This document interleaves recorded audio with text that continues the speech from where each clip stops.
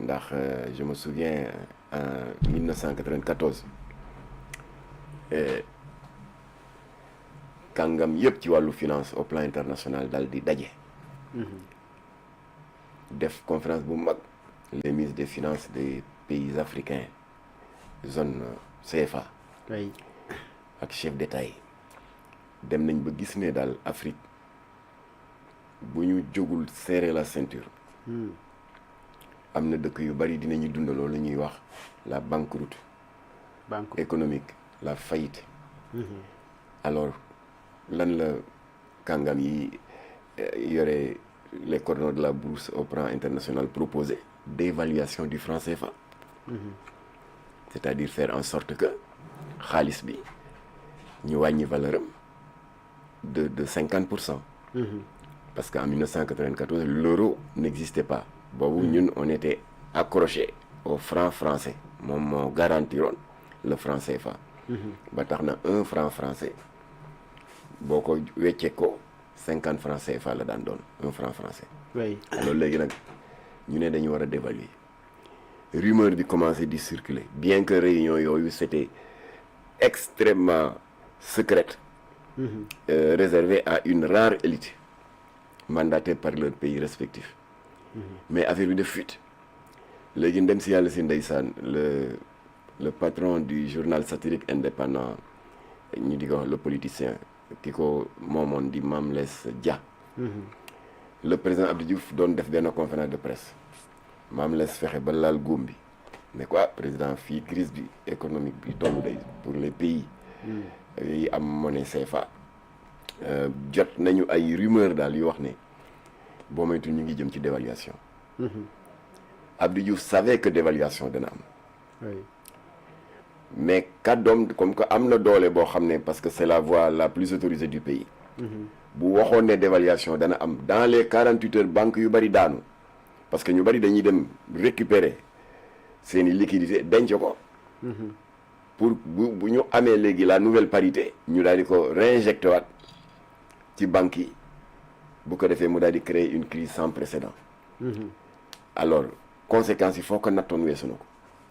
lan la Abdou Diouf def mu daal di am un esprit de responsabilité.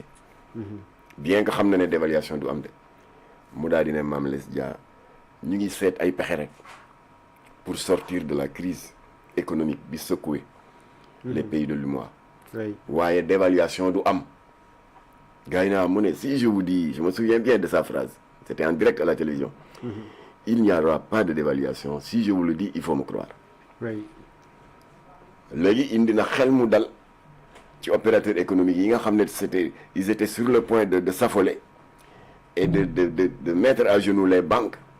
et les institutions financières ñoom ñu daal di xaw a am dal tuuti waaye. le 11 janvier 2014 rek dévaluation am lu daan jar fukki dërëm di jar 100 francs. parce que franc CFA bi franc français bi. oui. dégg nga parité bi dafa changé parce que boo amee 1 franc français yaa ngi ko daan weccee ko 50 francs CFA. 10 francs français 500 francs la 100 francs français 5000 francs la woon ci ñun 100 francs français. oui. 5000 francs la ci ñun. waaye ba dévaluation amee ñun suñu 5000 francs daal di dagg ci digg bi nekk 2500 nga xam ne yow la nga daan mën a jënd ci 5000 francs ba léegi capacité wu 2500 francs rek nga am. lu daan jar fukki dërëm ci bitig bi 100 francs lu doon jar 500 francs 1000 francs mu nekk une crise sans précédent. oui. mais il y en a des spéculateurs qui se sont enrichis mooy ñi nga xam ne ba Abdou Diouf waxee loolu gëmuñu ko. oui. bien que rassuré nañu bari waaye ñooñu dañ ñaaw njort dem sa banque ya retirer seeni liquidité. te ba ñu officialiser nouvelle parité bi rek ñu dugalaat ko c'est-à-dire koo xam ne da nga dénkoon banque bi 5000 francs nga retirer ko. après la dévaluation nga am 10 000 francs. Il y a eu beaucoup de spéculation am na ñu mu arrangé nag mais am na ñu ci bari ñu ci loru. alors ci la opposition bi saisir cette occasion le chef de l'opposition en l'occurrence Abdoulaye Wade ànd ak waa CA 2000 la coalition pour l'alternance de l'an 2000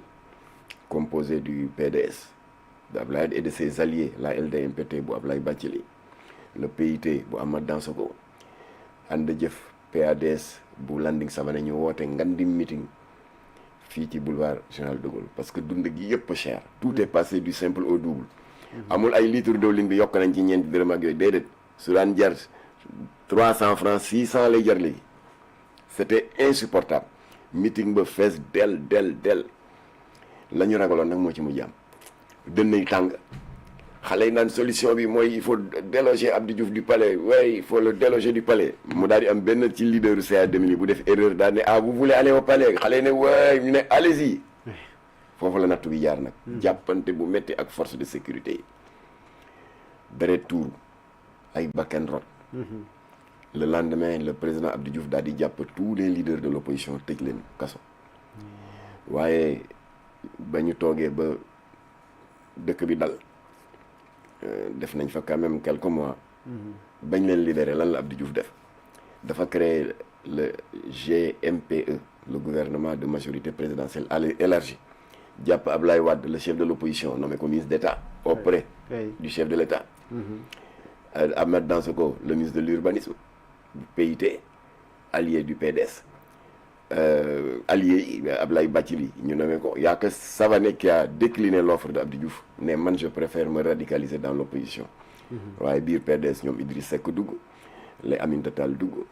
ainsi de suite daal ñëpp daal di bokk le partage du gâteau te pourtant meeting bu metti boobu ma la doon wax place de l'Indépendance pour dénoncer les conséquences de la dévaluation meeting u 16 février 1994 jàppante ba mu amee juróom benni policier ñàkk nañ ci seen bakkan weeru koor la woon am na policier boo xam ne sax image bu doy waar biñ koy yóbbu néew bi mu nga téye kurusam ndeke mu ngi toogoon ci fourgonnette bi di def ay wér ci période boobu suñu xarit nekk quand même un leader du mouvement Moustarchidine wala Moustarchidaty di professeur arabe Mouhamadou Lamine Samb ci la ñàkkee bakkanam muy 7 morts alors léegi ñooñu ñëpp perte nañu parce que ñi leen taxoon di xeex dem nañu dugg ci gouvernement Abdou Diouf mel ni mu roog soow alors ba tax na kon léegi ñu nekkoon fee perte voilà mu ngoog ba tax na kon dévaluation boobu Abdou Diouf géré na ko am na ay oustaz sax yu si doon werante après si wàllu moral ci wàllu éthique mais pourtant pour lu tax mu di leen wax loo xam ne du dëgg keneen benn oustaz bi ne ah non bu leen waxul woon dëgg